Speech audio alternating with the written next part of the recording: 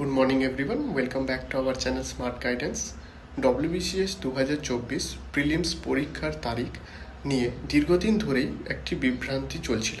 14ই June পরীক্ষা হওয়ার কথা শোনা গেলেও সেদিন আরও কিছু গুরুত্বপূর্ণ পরীক্ষা থাকায় আমাদের অনেকেরই মনে হয়েছিল পরীক্ষাটি হয়তো 21 বা 28শে জুন অনুষ্ঠিত হতে পারে।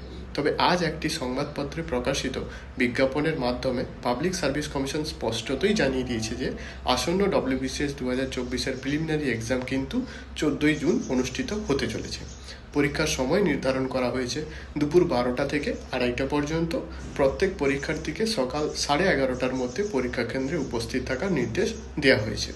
এছাড়াও জানানো হয়েছে যে আগামী 4ঠা জুন থেকে অ্যাডমিট কার্ড পিএসসির ওয়েবসাইট থেকে ডাউনলোড করা যাবে।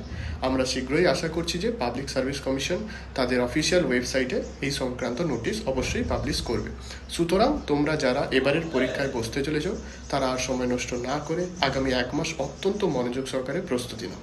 স্মার্ট গাইডেন্সের পক্ষ থেকে তোমাদের সকলের জন্য রইল আন্তরিক শুভেচ্ছা। তোমরা সফল হও। ধন্যবাদ।